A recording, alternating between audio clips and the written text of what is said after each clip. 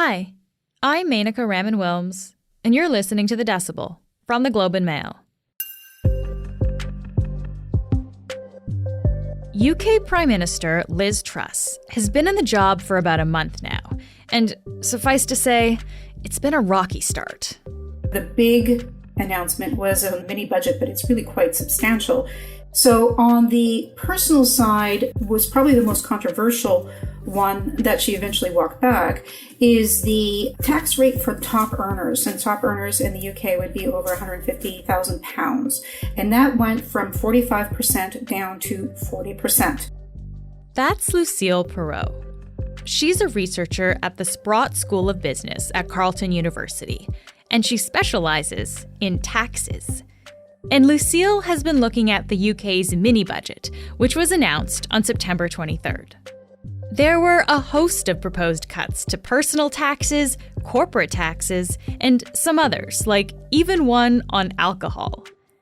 All of that would have meant a loss of £161 billion over 5 years to the country's coffers. The markets reacted very poorly. And in effect, the pound fell even further. It hit almost parity with the US dollar, which is pretty much unheard of.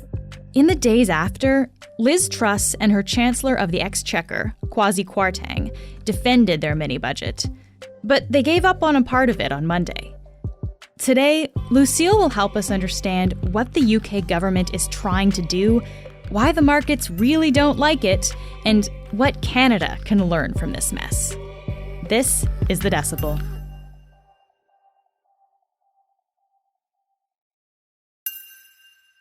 Lucille, thank you so much for joining me today. Thank you for having me. So let's get into some of the details here then. So we saw the markets freak out. We saw the pound tank, all in reaction to the tax plan announced here. Why did investors react that way to this plan? I think investors reacted the way they did to the plan for two reasons. One of them, they were spooked by inflation fears.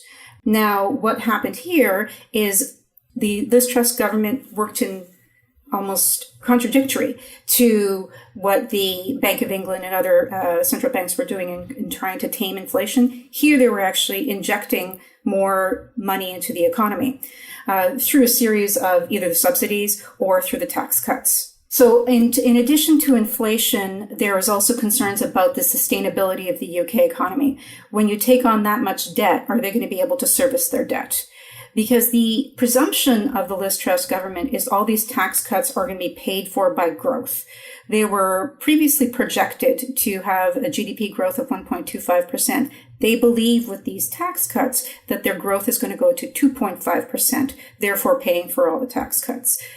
A lot of critics are indicating they're not too certain that these type of tax cuts will actually generate that like a full percentage point of growth. So I think that's where the negative reaction came from.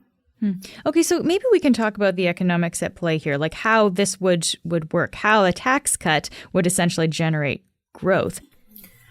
So that's really a concept under what we would call supply side economics, meaning that anytime you have tax cuts, and you tend to have deregulation associated with that as well. The thought process is there's going to actually encourage growth because on the flip side, there's a belief that when you have increased taxes, it tends to inhibit growth and it actually tends to produce behaviors to avoid taxes. So an example of that would be from a high income tax earner that if you increase their rate because they are more mobile than a less well-off individual, that they will be able to move their capital to another country that will have a less higher tax rate.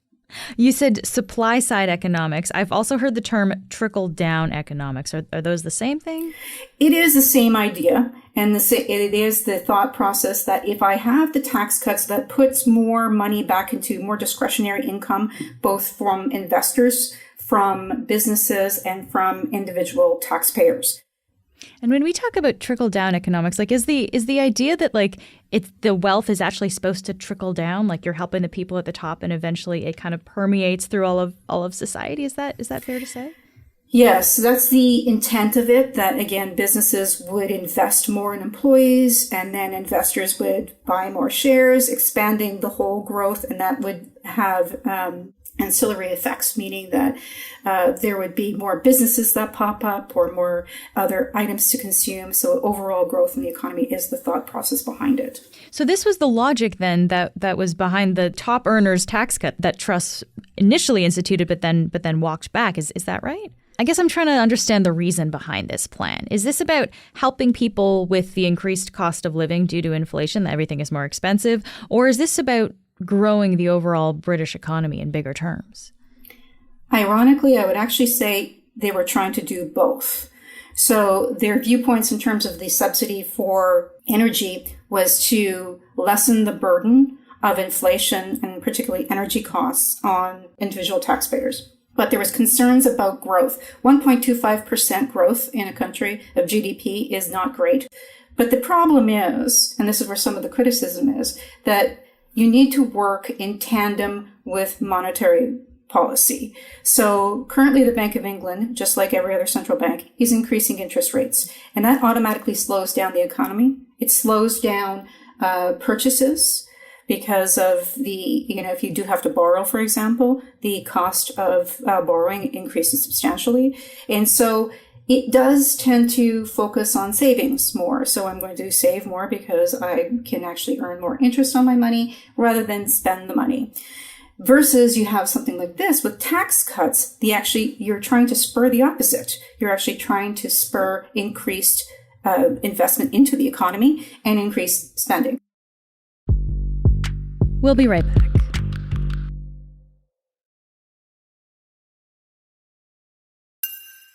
Okay, so this is interesting. So let's actually go back to this idea then of trickle-down economics, because we have seen similar so-called trickle-down economics packages in the past, in the U.S. under Ronald Reagan and even Donald Trump more recently, and in the U.K. under Margaret Thatcher in the 80s. What have we learned from those examples? The results are really mixed, and it's really hard to pinpoint, was it exactly the supply side or trickle-down economics? If we take Margaret Thatcher, she wrestled inflation first. So there was tax increases, and then from there was also, on the monetary side, there was increases of interest rates to tame inflation. Once it was more tamed, then she started putting into her tax cuts. So once again, we see that there was some growth, but that was really only after she tamed inflation. Is there a reason to believe that we would get the same outcome now if we kind of applied the same principles? So for supply side economics to work, one, you need to control the money supply because you don't want rampant inflation. So that's one of the elements that I can see they're trying to do that, but there's a question of, right now we're in an inflationary environment. Was this the right time to do it? Now, the Truss government would say, yes, it was, because they have a growth problem. So that might be what they come up with on that side. The other element that is very different from the 1980s is resources. So right now we have a labor shortage. So I have supply side economics and I say I'm going to invest more in the business and I'm going to hire more people. Can you hire more people? Globalization is also an element in terms of there was some free trade agreements in the 1980s. Now free trade agreements are abundant and there tends to be more of a mobilization of capital that you can move from one country to the other country very easily. So that's a concern as well. She's only just started, and will she have the support of her party for the next 2 years? So will she be able to will she be able to enact her policies? And then from there, maybe business will be concerned that given the polling of the Conservative government in the UK, that a Labour government will come in next and undo all of this. So would you necessarily invest in the UK if knowing that these tax reductions are just going to be reversed in 2 years? It's very different than it was in the 1980s. And when we talk about globalization, I guess I just have to wonder, how much does Brexit play into what's happening now in the UK? I would actually say quite a bit. And the reason I say is this. EU was the biggest trading partner of the UK. Now you have to have agreements with the EU, and they can be incredibly restrictive. So that's one element of it. In terms of also resources, they were able to obtain resources from other countries. So other people would work in the UK from other countries. So, for example, people from Poland would come into the UK. Now, that's one of the reasons why Brexit occurred, but you do need the workers. And now you have to rely pretty much only on the citizenry of the UK, with obviously some immigration, but you don't have the flexible workforce that you had before. In terms of also investment, so there's concerns of, because of their low growth, would you necessarily invest here, or would you invest somewhere in the EU where then you have access to all the other EU countries? Okay, so that's how Brexit has impacted things. I'm also wondering about Canada. I guess, are there lessons here for our federal government, especially when it comes to the personal income tax side of things? So, as you know, in Canada, we have a progressive system. The more that you earn, the more that you pay. I think you're totally correct. The Canadian government can look at this and say that the reaction from the markets and the reaction from the populace from reducing the overall tax rate from the highest income earners is a political no-go. Even though you could somewhat justify in terms of they might have more spending and boost the growth of the economy, I'm not certain this is the route to do it. So I think that'd be one of the elements that Canada can learn from this. Yeah. And I want to bring up one other tax policy that we know the Canadian government is intending to implement, the doubling of the GST rebate for people who get it.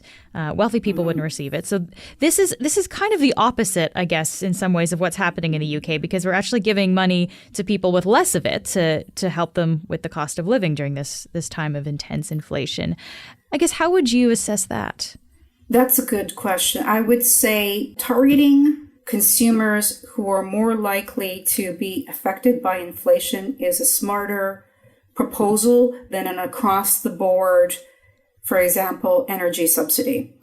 And I think that if we think about how supply-side economics works from a lower income level, that most of their income is consumption. So that's an immediate thing. So they pay their rent, they pay their mortgage, and they pay for the basics. And so the more that you give them, the more likely that they are able to spend. So the hit on their discretionary income because of inflation is lessened. So I think targeted subsidies or even tax cuts for a lower income is probably the better way to go to at least lessen the burden of inflation and then not have an overall inflationary effect. That in contrast to giving money to everybody. The idea here then is if you give money to lower income people, they actually will spend it because they need to. But if you give money to people who earn more, they might not necessarily spend more because they don't need to. They may actually just save it then. They may actually save it, exactly, and not spend it in the economy. So that's always the concern. Just lastly here, Lucille, so Truss's plan obviously wasn't well received, but I keep thinking there's got to be a reason for why the government would decide to do that. Could this plan pay off in the long run? Is there a chance that down the road it actually could do some good? Down the road, I think the biggest concern is once inflation is handled, that what is the growth opportunities in the UK? And I think that is really what the crux of this mini budget was for, is that there's concerns that the tax policies have an impact on the growth and investment in the UK. So I think the thinking is that if you invest in it now, it will pay dividends in a couple of years. My concern with that is, yes, it's possible, but you have to have a lot of elements working in your favor. And one of the elements working in your favor is labor. You need to have access to labor. If you don't have access to labor, it's questionable whether this will work. Lucille, thank you so much for taking the time to speak with me today. Yeah, well, thank you, Monica. That's it for today. I'm Menaka Raman-Wilms. Our producers are Madeline White, Cheryl Sutherland, and Rachel Levy-McLaughlin. David Crosby edits the show. Kasia Mihailovich is our senior producer, and Angela Pacenza is our executive editor. Thanks so much for listening, and I'll talk to you tomorrow.